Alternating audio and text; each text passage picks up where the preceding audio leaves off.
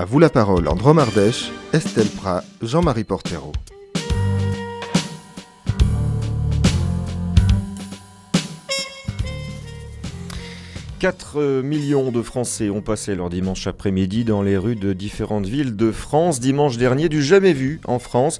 On entend à chaque élection que la démocratie est malade, que l'abstention dépend plus de la météo que des candidats, qu'il est très difficile de faire sortir les Français de leur individualisme et surtout le dimanche après-midi. Et pourtant, tout le monde a vu ces images, juifs, musulmans, chrétiens, militants, CRS, se donnant pratiquement la main dans les cortèges.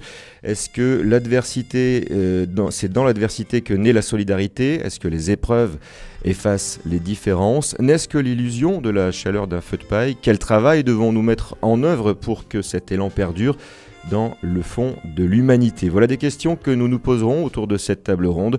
Nous, RCF, Drôme et Ardèche, mais aussi Drôme Hebdo, grâce à la présence de l'une de ses journalistes, Estelle Prat. Bonjour. Il y a ceux qui posent des questions, puis il y a aussi ceux qui feront de leur mieux pour y répondre. Monseigneur Pierre-Yves Michel, vous êtes l'évêque du diocèse de Valence, bonjour. Il y a également l'imam Abdallah Delioua, bien connu sur notre antenne, bonjour. Bonjour. Et puis, lorsque l'imam Abdallah est à l'antenne en général, elle n'est pas très loin, Marie-Cécile Lapillonne, bonjour. Nous vous avons invité non pas pour être le binôme d'Abdallah dans cette table ronde, mais parce que vous avez été présidente de Chrétiens dans la formation pendant près de 20 ans et qu'avec un groupe de chercheurs de sens, vous avez déjà beaucoup étudié sur le vivre ensemble, des études qui ont duré pratiquement 10 ans avec Jacques Mondou, que nous saluons et dont vous serez la porte-parole dans cette émission. J'essaierai. Voilà. Après, mais on va tous essayer d'ailleurs autour de cette table ronde. Après Je suis Charlie et le sursaut d'unité républicaine, comment vivre ensemble? C'est la question que nous nous posons aujourd'hui dans À vous la parole. Je vous propose pour introduire cette émission d'écouter les propos du préfet de la Drôme, Didier Loga, que vous avez croisé lors de la manifestation Marie-Cécile Lapillonne.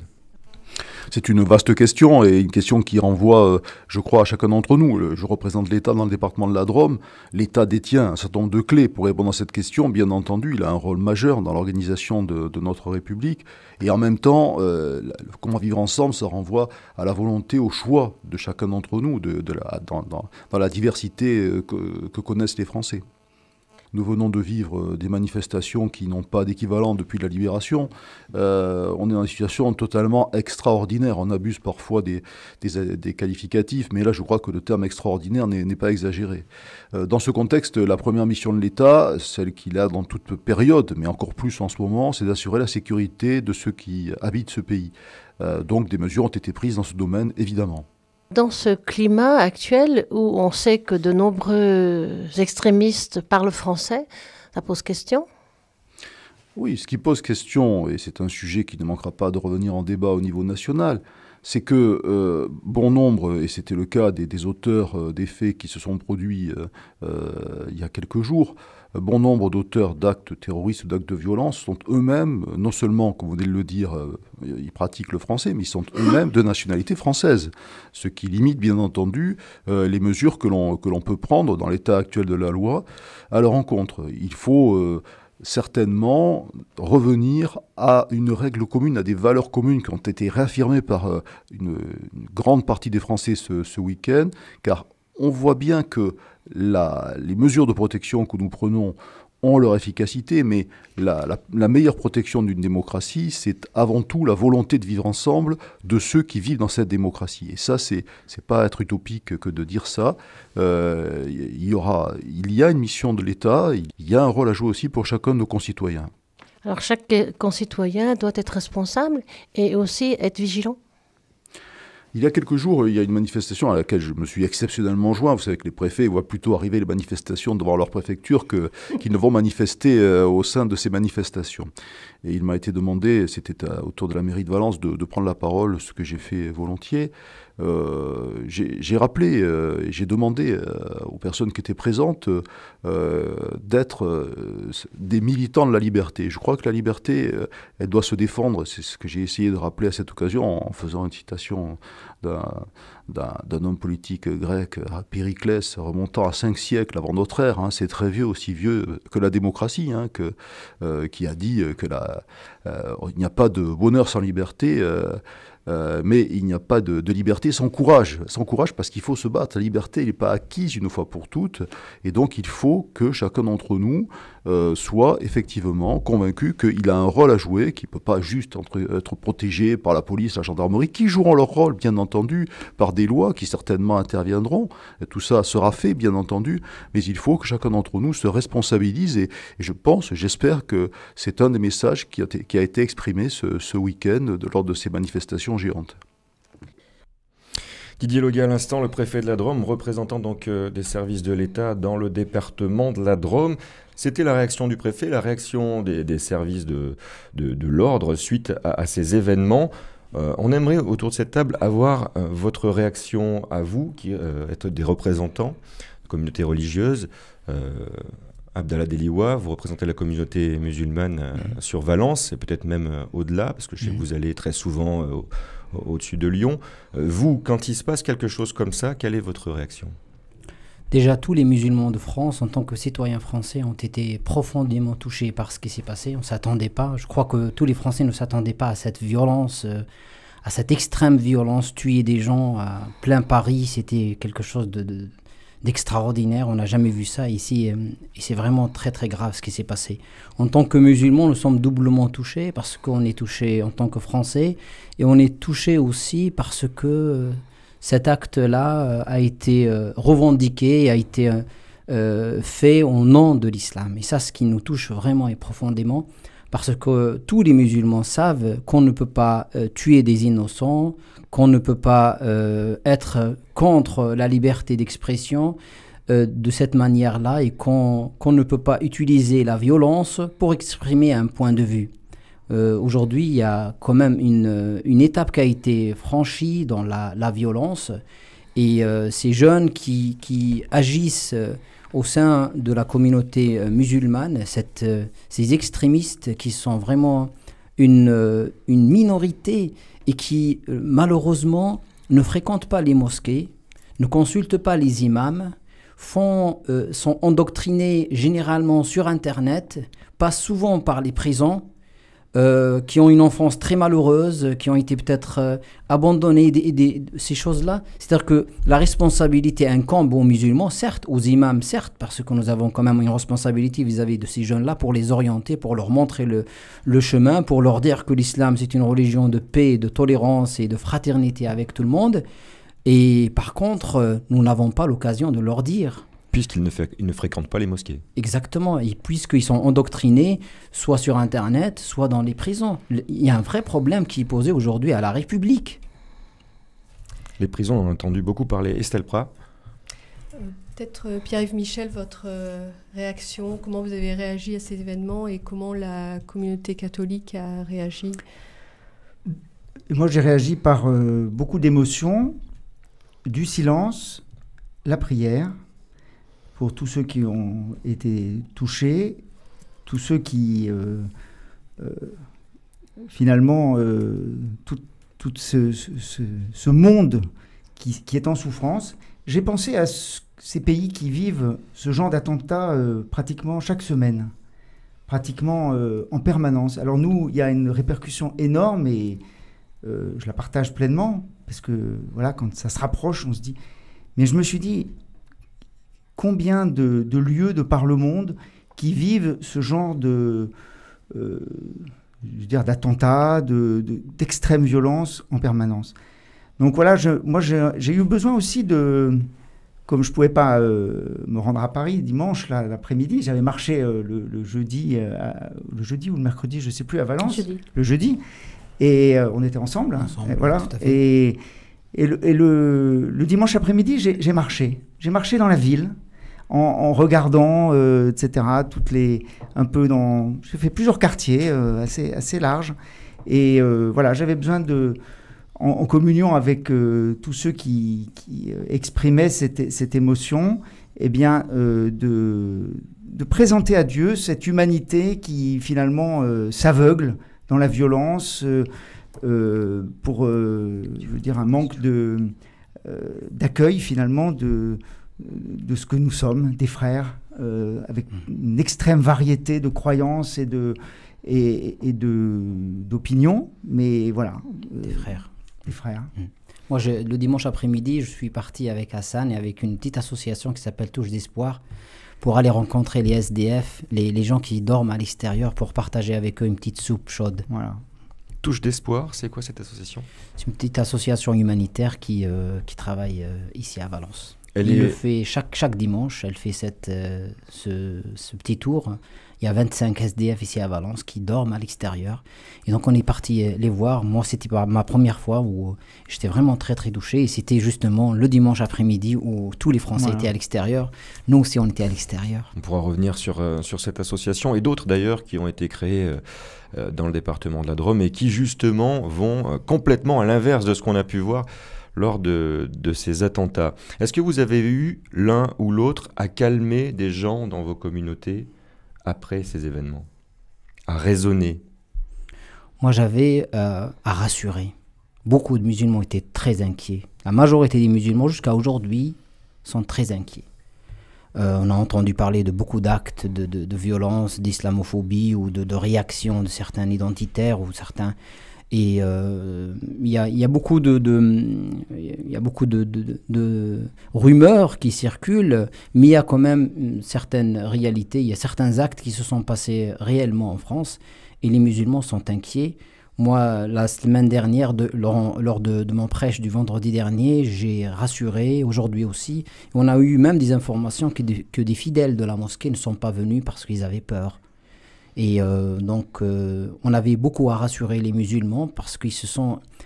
C'est du jamais vu, c'est vraiment quelque chose d'exceptionnel. C'est la première fois où l'islam est associé directement. On a voulu défendre le prophète, donc voilà, on est associé directement à un acte de barbarie de cette manière-là, en France, en plein Paris. Donc c'est quelque chose d'important. C'est vrai que la souffrance dans le monde, elle est énorme, mais quand on est touché directement chez nous, les gens se sentent très isolés, très vulnérables. Vous avez été, vous, Imam Abdallah Deliwa, au cœur de quelques polémiques lors de cette semaine parce que vous avez dû vous exprimer et peut-être parfois vos propos ont été mal compris ou mal entendus. On vous donne donc l'occasion, avec Dromedo aujourd'hui, de vous exprimer sur ce qui a été dit. Tout à fait. Moi, après les événements, le monde entier a montré sa solidarité et tout le monde a dit « je suis Charlie » pour exprimer que nous sommes pour la liberté d'expression, nous sommes avec les familles des victimes et la violence n'a pas d'autre réponse. Cette violence-là ne peut pas s'exprimer de cette manière-là. La liberté d'expression, quelle que soit la provocation qui est derrière, ne peut pas être combattue par une violence comme celle-ci. Donc, c'était dans ce sens-là que tout le monde, même beaucoup de musulmans, ont dit « je suis Charlie ». Je ne suis pas Charlie Hebdo, mais je suis Charlie. Parce qu'on est là avec les Français. On ne veut pas que les musulmans soient isolés de la société, parce que c'était ça le risque. Le risque, c'est de dire si je ne suis pas Charlie, en quelque sorte, je suis contre les Français. Et donc, je me suis exprimé dans ce sens-là. Et avant la sortie de deuxième numéro, de ce nouveau numéro avant-hier de Charlie Hebdo, moi, j'ai dit clairement que les choses, l'heure est au calme et au respect mutuel. Maintenant, il ne faut pas faire revivre ces provocations encore une autre fois. L'heure, c'est à l'unité nationale, au respect mutuel. Et j'aurais aimé que Charlie Hebdo ne dessine pas encore une autre fois le prophète, mais ils l'ont fait. Et j'ai pris mes distances, je l'ai dit d'une manière très très claire, assez de provocation, parce que on a besoin de calmer aussi, on a besoin de s'adresser à la communauté musulmane. Moi, j'ai un rôle très très important et je suis dans une situation très très difficile aussi. J'ai besoin de m'adresser à ma communauté pour leur dire qu'aujourd'hui, c'est l'heure de l'unité nationale. On est tous français, on est tous pour le droit de l'homme, on est tous pour la liberté d'expression, mais il y a aussi la fraternité. Il ne faut pas que la liberté prenne une place et qui cache la fraternité. Aujourd'hui, la fraternité, elle est aussi en danger. On sent que la communauté musulmane, justement, par rapport à vos propos, est partagée. On en voyait peu présent quand même dans les manifestations. Il y a beaucoup de questions qui se posent, notamment par rapport aux jeunes qui ont réagi parfois dans les écoles. Comment ça se passe Certes, le choix pour certains Français de confession musulmane était un peu difficile parce qu'on leur donnait un choix assez difficile. On dit soit je suis Charlie, soit je suis contre la France. En quelque sorte, celui qui ne sort pas, celui qui n'achète pas Charlie Hebdo cette semaine, c'est comme si c'est un signal où on dit je suis contre la France ou je suis contre l'unité nationale, alors qu'il n'en est rien. Et ce choix difficile a amené certains musulmans. Il faut dire qu'il y a beaucoup de représentants musulmans, beaucoup de musulmans qui étaient dans les rues le dimanche, le jeudi. Les musulmans ont exprimé leur solidarité. Mais ce choix difficile qui a été donné aux gens, ça a créé un peu de polémique, c'est vrai, au sein de la communauté musulmane. Certains ont compris « je suis Charlie », c'est-à-dire que je suis pour caricaturer, pour provoquer, pour se moquer des religions, pour se moquer du sacré d'une manière générale. Et là, un musulman ou un chrétien ne peut pas le soutenir, se moquer d'une religion gratuitement, sans aucun critique rationnelle. Bien sûr, c'est quelque chose que tout le monde n'aime pas, bien sûr. Juste avant d'écouter une petite pause musicale, la réaction de Monseigneur Michel, Pierre-Yves Michel, vous avez dû entendre, comme beaucoup, le pape ce vendredi dire qu'il fallait effectivement respecter la liberté d'expression, mais pas offenser les religions. Ah bah ça, dès les événements, de toute façon, moi j'ai entendu plein de gens qui disaient on ne peut pas en même temps se féliciter de tout ce qui agresse les religions. D'ailleurs, les chrétiens ont aussi eu, leur lot d'ironie, etc. Et c'est vrai que là, on ne construit rien. Donc, je crois qu'il faut effectivement être dans une grande proximité et, réaction vive. On ne doit pas rentrer dans aucune violence que ce soit et il faut la liberté d'expression. Mais ça ne veut pas dire qu'on n'a pas un certain nombre de questions à se poser sur la liberté d'expression et sur la responsabilité aussi des journalistes dans ce domaine-là. Moi, je repense à ces deux frères, Ismaël et Isaac, dans la Bible, dans la Genèse. Et on voit bien que malgré leurs différences et leurs parcours différents par rapport à Abraham, finalement, ils sont deux frères inséparables. D'ailleurs, ça avait été rappelé très bien à la rencontre du mois de juin à Aiguebel. C'était magnifique, là. Deux frères inséparables. Donc là, on est sur une belle piste, quoi.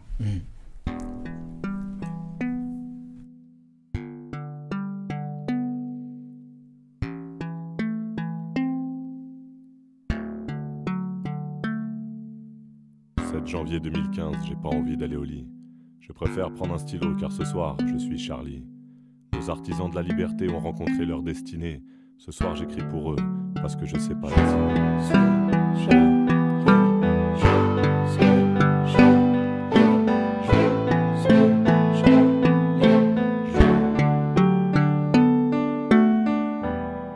À vous la parole en Drôme Ardèche, Estelle Prat, Jean-Marie. À vous la parole, après Je suis Charlie et le sursaut d'unité républicaine, comment vivre ensemble? C'était Grand Corps Malade à l'instant, vous le savez, des artistes et énormément de personnes se sont mobilisées spontanément, pas seulement dans les rues, mais aussi pour faire des chansons. Certaines ont circulé tout de suite le jour même sur YouTube, ça a été le cas notamment de celle-ci, de Grand Corps Malade, Je suis Charlie.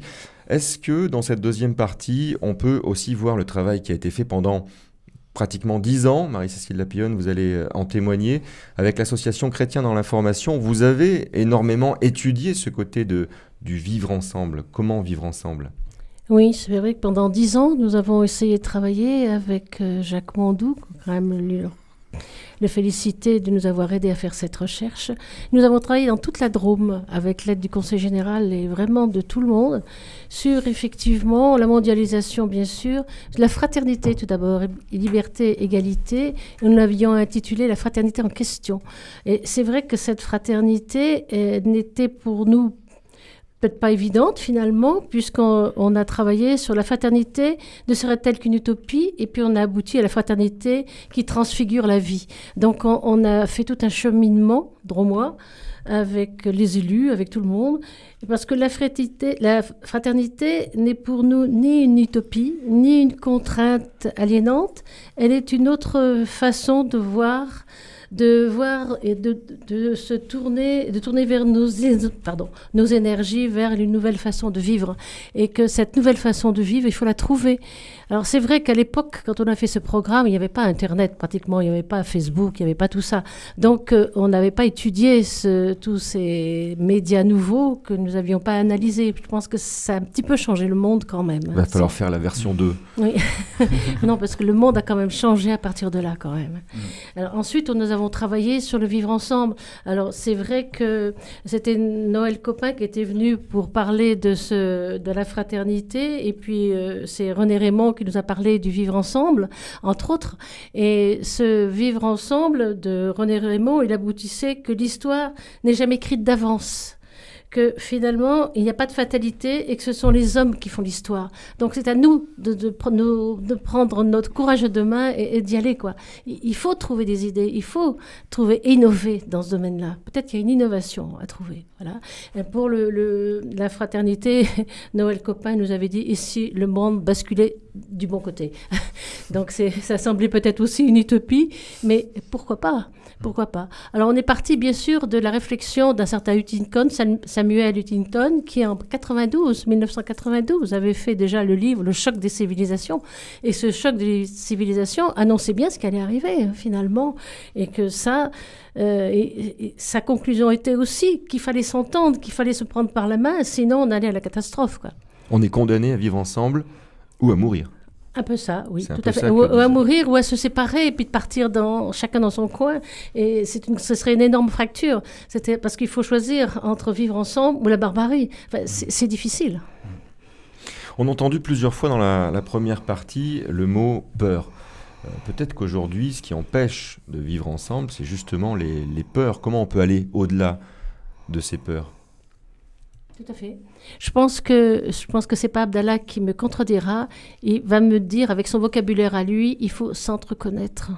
Pas vrai, Abdallah ? Tout à fait, tout à fait. Nous, le Coran, c'est une citation que je ne cesse jamais de dire et de redire, parce que c'est l'objectif même de la création. Dieu nous dit, ô homme, nous vous avons créé d'un mâle et d'une femelle, nous avons fait de vous des tribus et des peuples, afin que vous vous entreconnaissiez. Le plus noble parmi vous auprès de Dieu et le plus pieux ou le plus charitable, celui qui est le plus proche de Dieu. Donc ce verset-là résume un peu notre objectif dans la vie. C'est pas de s'entretuer. Moi, je suis pas du tout d'accord avec le choc des civilisations. Bien au contraire, je crois vraiment en l'homme. Je crois que et c'est vrai, il faut que les hommes de bonne volonté, il faut que les gens qui connaissent, qui sont sages dans la société aujourd'hui. J'ai des craintes aujourd'hui avec tout ce qui se passe. J'ai vraiment des craintes, mais j'ai beaucoup d'espoir. Et parce que la majorité des Français, la majorité qui soient d'une religion ou d'une autre, ou qui n'aient pas de religion, sont des gens raisonnables. C'est des gens qui veulent le bien pour l'humanité. Et que maintenant, il faut que ces gens-là ne se taisent plus. Il faut que chacun parle et agit dans la vie de tous les jours pour le vivre ensemble. Le vivre ensemble est vraiment en danger aujourd'hui. Si on laisse uniquement les extrêmes et les radicaux parler, et la seule voix audible, c'est celle des radicaux aujourd'hui, malheureusement. Et donc, c'est le rejet qui s'installe dans la société et c'est la catastrophe. Monseigneur Pierre-Yves Michel. Je pense que le projet créateur de Dieu, effectivement, c'est de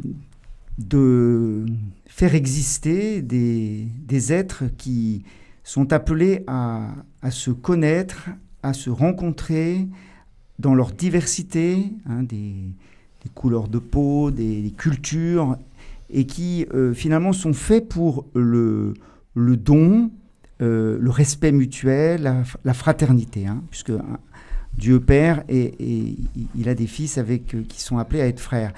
Mais il y a peut-être une condition, justement, pour éviter qu'on glisse dans cette violence qui est j'aime bien aussi regarder tous les premiers chapitres de la Genèse. Il y a un moment, la violence qui monte là, comme un déluge qui submerge tout, qui est effectivement une menace. Et c'est aussi l'humilité. C'est-à-dire, en fait, que chacun accepte de ne pas être tout à lui tout seul. Dans le des premiers chapitres de la Genèse, il n'est pas bon que l'homme soit seul. On pourrait presque rajouter, il n'est pas bon que l'homme soit tout à lui tout seul, et que du coup chacun accepte de reconnaître qu'il a besoin des autres, et que il va finalement recevoir. Et en priant les psaumes ces derniers jours, je trouvais beaucoup cette attitude-là.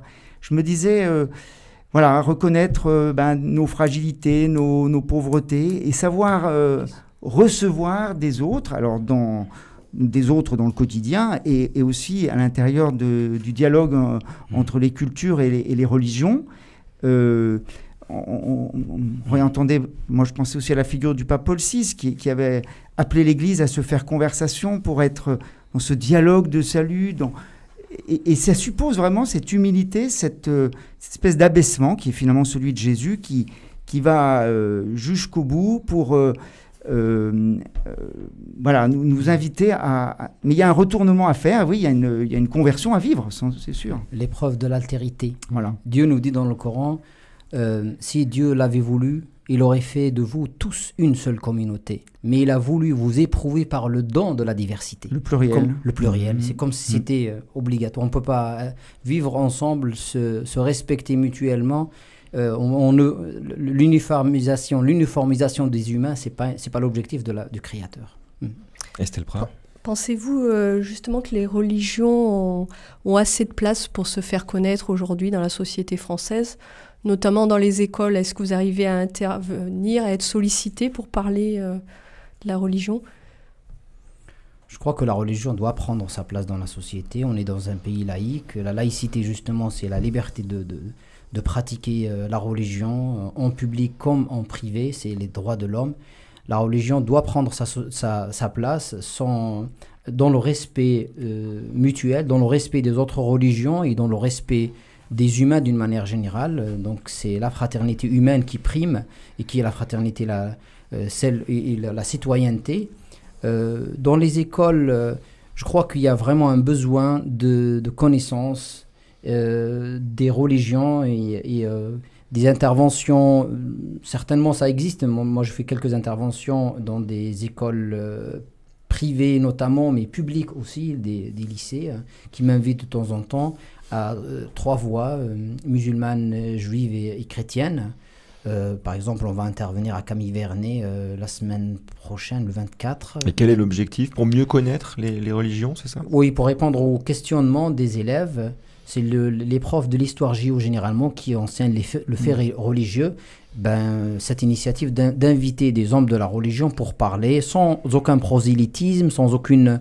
C'est juste l'aspect culturel culturel, oui, de la religion. Exactement. Il y a un gros travail culturel à faire, je pense, pour que effectivement la transmission d'un certain nombre de repères qui marquent profondément l'histoire... même l'architecture, nos paysages, nos villes, etc., puissent être transmis et connus. Parce que sinon, effectivement, on est dans une pauvreté culturelle de repères religieux qui font que ça peut alimenter effectivement des incompréhensions, des peurs, comme on parlait tout à l'heure. Cette méconnaissance touche pas seulement les religions, puisque Manuel Valls l'a rappelé mardi dernier à l'Assemblée nationale en disant, dénonçant longuement l'islamophobie, dénonçant longuement l'antisémitisme, mais aussi la peur des forces de l'ordre. Et justement, Marie-Cécile Lapillonne, vous avez rencontré le directeur départemental de la sécurité publique du département de la Drôme, qui le dit bien, Pierre-Olivier Mahot, on l'écoute.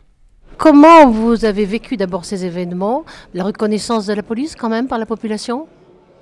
Écoutez, d'abord, ces événements absolument dramatiques pour notre pays, de 17 personnes et dont 3 policiers, ont bien sûr, je dirais, heurté, choqué de manière très, très brutale l'ensemble des fonctionnaires de la police nationale. Ça les a choqués en tant que citoyens. Ce sont des hommes et des femmes, 140 000 hommes et femmes qui sont des citoyens, mais ce sont aussi des fonctionnaires de sécurité intérieure qui sont payés pour assurer la sécurité de nos concitoyens. Donc je peux vous dire que la famille policière a été durement touchée. La douleur est toujours perceptible dans nos rangs. Vous avez vu qu'un certain nombre de cérémonies ces jours derniers ont eu lieu dans l'ensemble des commissariats de police et également organisées à l'initiative de la ville de Valence pour honorer la mémoire de nos chers collègues.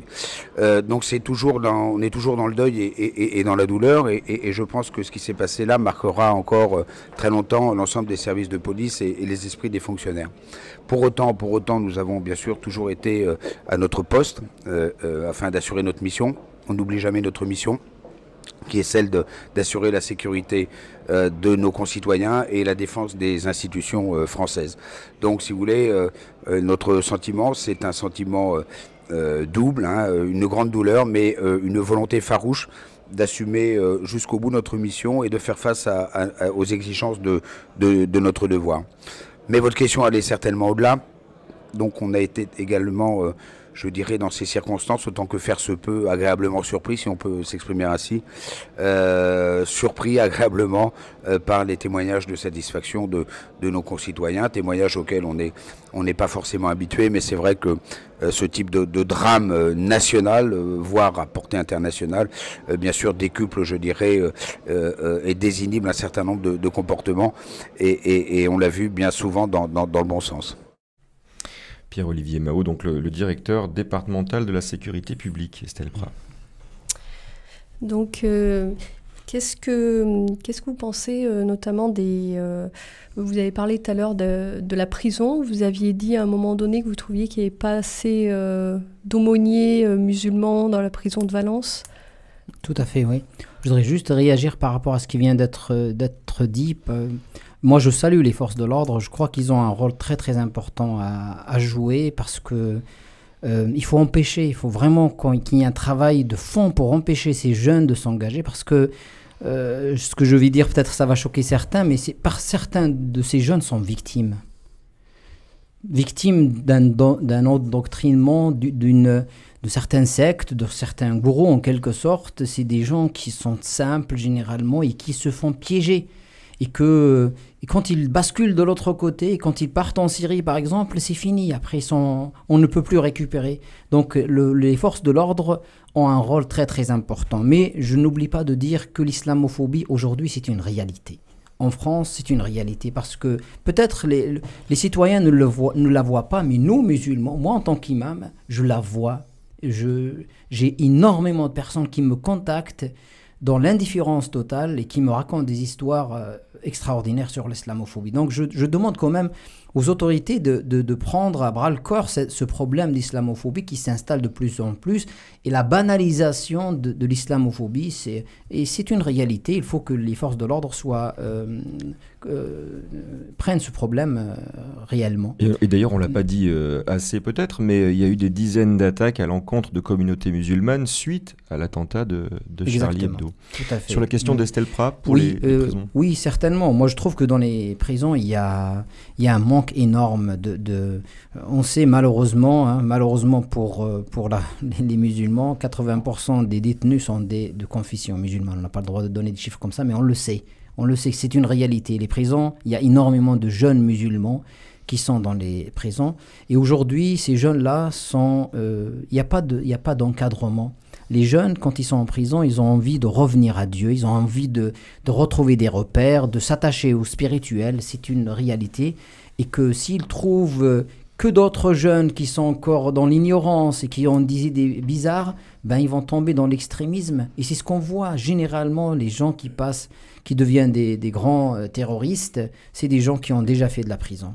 Donc c'est une réalité. Aujourd'hui, les prisons, les imams formés, des imams francophones, des imams qui connaissent la réalité, le contexte ici en France, la prison doit ouvrir ses portes pour ces imams-là, pour qu'ils apportent la lumière, qu'ils apportent un discours homogène, un discours qui est cohérent et qui ne pousse pas les jeunes à rejeter la société.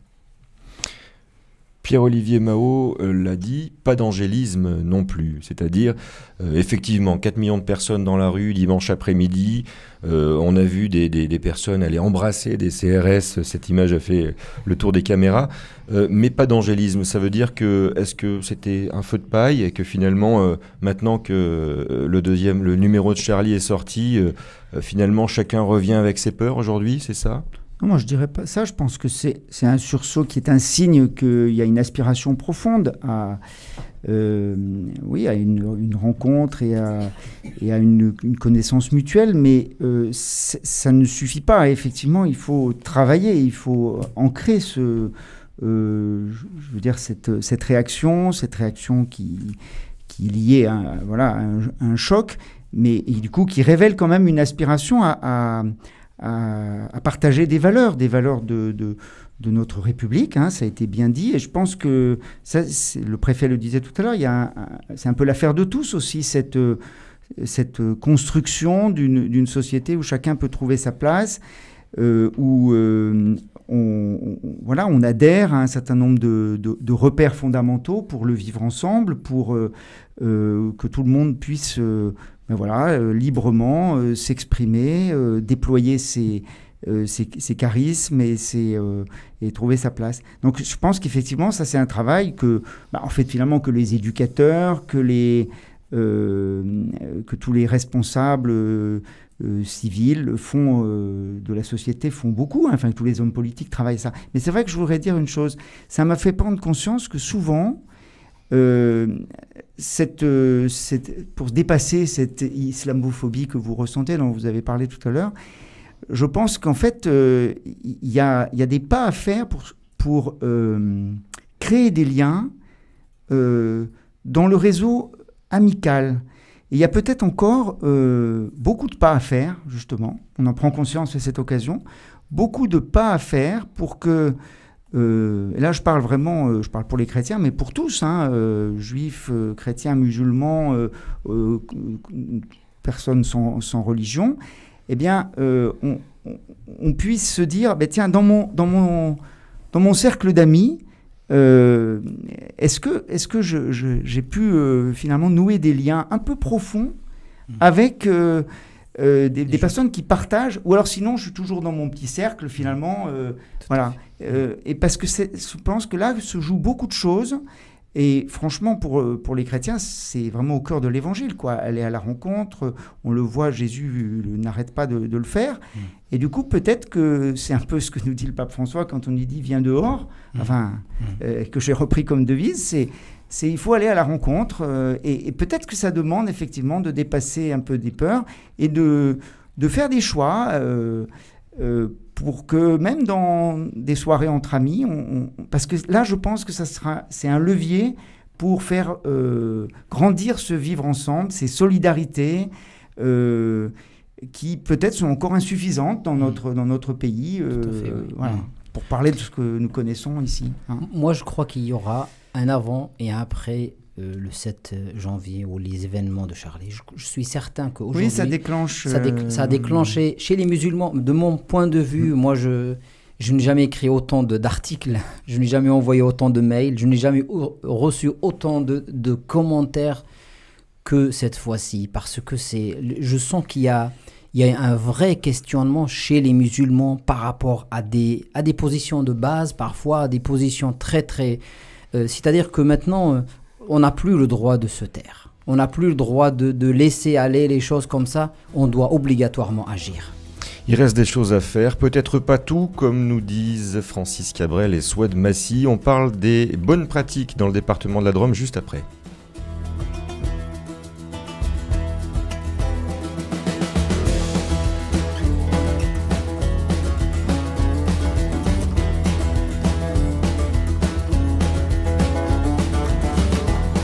Ciel pourtant qui nous éclaire la même paix partout que l'on espère.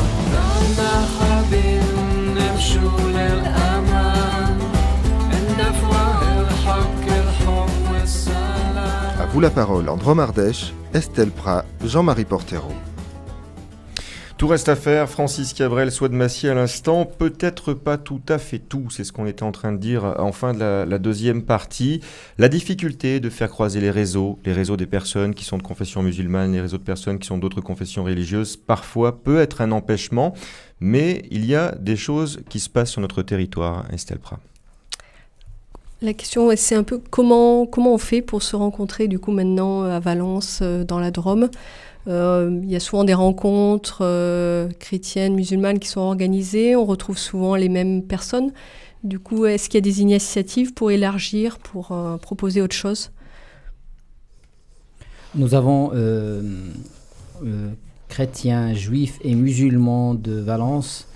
Nous sommes réunis pour concrétiser notre existence, notre dialogue sous forme réelle et officielle, sous la forme d'une association que nous avons décidé d'appeler Parole Commune. Je crois qu'on se réunissait avant, on avait beaucoup d'amitié, beaucoup de rencontres. J'ai fait une conférence sur Dieu, vision musulmane de Dieu à la synagogue. Je suis intervenu plusieurs fois avec nos frères chrétiens. Mais là, on avait besoin d'aller plus loin, de nous engager. C'est suite à la lettre Nous nous engageons, elle est signée par vraiment beaucoup de Français, beaucoup d'évêques, beaucoup d'imams, beaucoup de prêtres. Et nous avons voulu concrétiser notre existence, notre dialogue sous forme officielle. Et nous avons donc créé cette association présidée par le rabbin de Valence.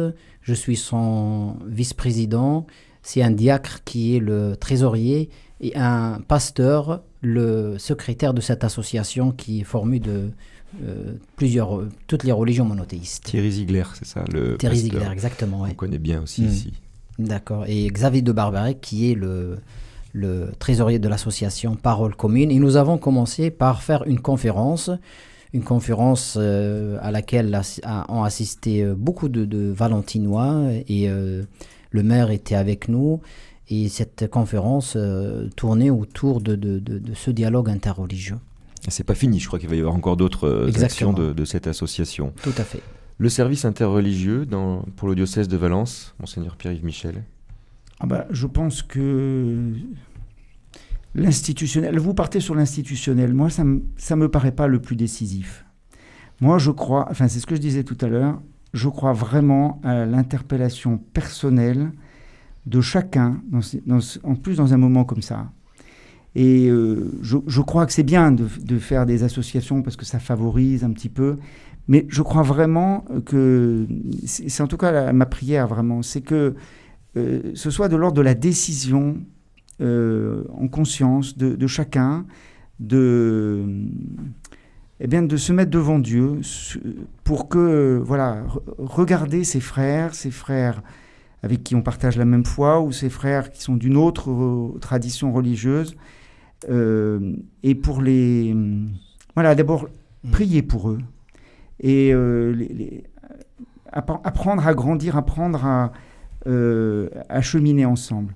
Alors tout ce qui est institutionnel, les services diocésains, bien sûr, mais moi ma préoccupation en ce moment, franchement, elle n'est pas d'abord institutionnelle. Elle est d'abord dans le cœur de chacun. Et j'ai vraiment le sentiment que si c'est pas là, au plus profond, qu'il y ait une décision de cette joie d'être fils de Dieu. Et je parle là au nom comme chrétien, comme disciple de Jésus, mais d'être fils et d'avoir finalement la responsabilité de nos frères. Hein. Ça revient encore dans la Genèse, c'était « Qu'as-tu fait de ton frère ?» Eh bien, je crois qu'on pourra faire beaucoup d'associations, ça permettra des échanges, etc. Mais on n'avancera pas beaucoup. Voilà. Mais ceci dit, je me réjouis de tout ce qui peut permettre, et mes collaborateurs œuvrent dans ce sens, on travaille ensemble là-dessus. Hein. Mobilisation, multitude de mobilisations individuelles pour un mouvement collectif, qu'on soit musulman, qu'on soit élu, c'est juste, ou citoyen tout simplement. C'est le cas de Karim Omedour qui a tenu, il est adjoint à la mairie de Montélimar, à rassembler justement les personnes et à témoigner. Et Que pensez-vous d'une possible rencontre entre les responsables du culte sur Montélimar, qui comme ça unirait tous les responsables des cultes catholiques, protestants et musulmans? Toute rencontre, quelle qu'elle soit, quand elle est pacifique, quand elle permet de faire connaissance avec son voisin, quelle que soit sa religion, je pense que ça peut être que positif. Parce qu'on apprend à connaître, on ne demande pas aux gens de se mélanger, de vivre ensemble, mais la connaissance de l'autre permet la tolérance. Et quand on le connaît, ben on comprend mieux les choses. Et le message que vous vouliez faire passer, c'est surtout pas d'amalgame, c'est ça l'idée? Oui, surtout que c'est un acte isolé. C'est 3 personnes, qu'elles aient revendiqué ou pas, qu'elles ont fait ça au nom d'une religion, c'est une chose, mais ça reste un acte isolé, donc il ne faut pas tout mélanger. C'est important de dire que c'est un acte de 3 personnes qui ont commis des crimes atroces, et c'est ça que je pense, c'est un acte isolé. C'est ça qu'il faut retenir, c'est qu'il ne faut pas tout mélanger. C'est important. Liberté et tolérance. Surtout, ouais. Surtout la tolérance, et vraiment on est dans un pays où on a la liberté de pouvoir s'exprimer, la liberté de presse. C'est important ça. Important de dire ce qu'on a envie, ce qu'on ressent. Et tout à l'heure, c'est aussi un argument, de dire que aujourd'hui, en tant que responsable, comme je l'ai dit au début, je m'exprime là. Je m'exprime avec mes convictions et mes idées. Responsable, musulman et citoyen. Tout à fait. Voilà. Responsable musulman, citoyen, des propos recueillis par notre correspondante à Montélimar, Cécile Valaillé. Estelle Prat. On parlait des initiatives. Je crois que vous avez lancé une initiative, Imam Abdallah, ce dimanche, une invitation aux habitants de Valence et au-delà. Vous pouvez nous expliquer ? Donc on a lancé, la mosquée de Valence a lancé un appel à toutes les mosquées de France pour faire de ce dimanche, une semaine après le dimanche de la Grande Marche nationale, un dimanche où les mosquées ouvrent les portes pour accueillir les citoyens, pour leur dire venez, partageons le thé et la paix et délaissons la haine. Donc c'est le slogan qu'on a proposé pour toutes les mosquées et ça va se faire. Donc ça va se faire à la mosquée de Valence. Moi j'invite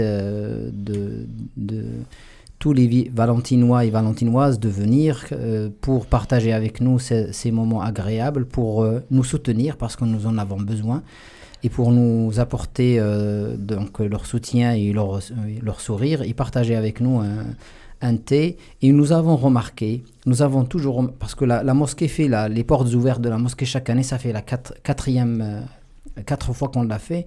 Et on a mis à disposition à la sortie de la mosquée un petit questionnaire à la fin pour dire aux gens que avant de venir à ces portes ouvertes et après et maintenant à la fin, qu'est-ce que vous pensez? Avez-vous changé de vision sur l'islam? Figurez-vous que 90% des gens qui viennent aux portes ouvertes ont une idée différente de la religion musulmane avant et après. Juste pour dire que ce que vous disiez tout à l'heure, Monsieur Lévesque, c'est par rapport à cette interconnaissance, quand on se connaît, quand on s'apprécie, on peut... Aujourd'hui, peut-être moi j'ai une petite idée, c'est que l'excès de l'intériorité de la religion, imposé par peut-être un excès de laïcité ou dans les esprits des gens, empêche les gens de dire et de parler de leur religion d'une manière assez décomplexée. Et ce qui fait aujourd'hui, les gens ne parlent pas du tout de religion, ne parlent pas du tout d'avis, et ça coince un peu et ça amène les gens à ne pas se connaître.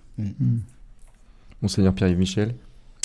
C'est sûr que la laïcité comprise comme une espèce de plafond qui empêcherait finalement de s'exprimer pour que effectivement rien ne dépasse, alors qu'en fait c'est un plancher sur lequel on peut marcher, où on peut circuler pour permettre justement dans le respect mutuel de se connaître. Je pense que ça c'est important, parce qu'effectivement quand on rencontre l'autre et qu'on dit ce qu'on porte au plus profond du cœur, il y a beaucoup de choses qui bougent, beaucoup de choses qui changent. Tout à fait. L'interconnaissance. L'homme est l'ennemi de ce qu'il ignore. Quand on ignore une personne ou une culture, on est tout de suite réfractaire par rapport à cette culture et par rapport à cette personne. Mais quand l'échange s'installe, la fraternité, elle est humaine. Pourvu que, comme je le disais tout à l'heure, on ait cette humilité du cœur très présente dans les psaumes, dans les prières de la Bible, du peuple hébreu qui sans cesse reconnaît sa pauvreté devant Dieu. Sa faiblesse. Et sa faiblesse. Et à ce moment-là, est prêt à recevoir. Il y a un très beau passage dans l'hymne, dans l'épître aux Philippiens de Saint Paul, qui dit « Ayez les mêmes sentiments qui sont dans le Christ Jésus ». Et ensuite, ce sentiment, on voit ce grand mouvement de Jésus qui se vide de lui-même pour finalement, en entrant dans sa passion, être relevé par le Père. Et donc, on a le cœur, je crois, de la foi chrétienne, là, qui nous encourage. Et moi, je serais heureux d'aller boire le thé avec vous dimanche après-midi, avant la célébration œcuménique. Nous serons heureux de vous accueillir. Et accueillir tous les Français. Vous avez ajouté cette manifestation en plus de la porte ouverte habituelle, ou ça sera la porte ouverte C'est en plus. Les portes ouvertes, ça serait le 16 mai. Mais c'est exceptionnellement, on a fait ce thé, partageons ce thé pour ces événements aussi, pour répandre, pour dire voilà. Vous avez pu voir de plus en plus de monde chaque année venir à ces portes ouvertes de la mosquée? C'est variable, mais ça dépend de notre communication, mais il y a toujours plus de monde. Oui. Et là, ce dimanche, on attend énormément de monde parce qu'on a eu beaucoup de personnes qui ont répondu positivement à notre appel. Et il y a d'autres mosquées de Drôme-Ardèche qui vont participer ou pas, qui vont ouvrir leurs portes? Pour l'instant, j'ai pas vraiment eu le compte-rendu de toutes les mosquées au niveau. C'est une proposition, c'est un appel. Mais je ferai le point après. Peut-être que ce mouvement sera contagieux aussi j'espère. Ailleurs. On rappelle que c'est ce dimanche 18 janvier, c'est donc à partir de 15h. Très bien, à la mosquée de Valence. À la mosquée de Valence. Et j'imagine que vous ne serez pas très très loin de la porte d'entrée. Voilà, tout à fait. Je vous accueillerai avec plaisir. Et Monseigneur Pierre-Yves Michel a donc retenu cette date sur son agenda, peut-être plusieurs d'autres autour de la table. On va conclure cette table ronde avec justement donc ce thème de cette table ronde. Après Je suis Charlie et le sursaut d'unité républicaine, comment vivre ensemble? On a essayé d'apporter quelques réponses. Il y a des réponses aussi dans les livres dont Marie-Cécile Lapillonne a parlé. Vous pouvez nous rappeler les références? Non, je voudrais surtout citer peut-être René Raymond en signe de conclusion. René Raymond, qui était donc venu à Valence, nous avait dit en fin d'exposé « L'histoire n'est jamais écrite d'avance. Il n'y a pas de fatalité, ce sont les hommes qui font l'histoire. » Alors, à nous de travailler. Pierre-Yves Michel nous l'a bien dit aussi. Un petit déclic individuel, ça fait pas de mal non plus. Merci à vous tous autour de la table. Imam Abdallah Delioua, merci beaucoup. Monseigneur Pierre-Yves Michel, merci. Marie-Cécile Lapillonne, merci beaucoup. Et puis Estelle Prat, confrère de Drôme Hebdo. La semaine prochaine, À vous la parole parlera de la semaine de prière pour l'unité des chrétiens. Nous serons le 24 janvier. Merci beaucoup.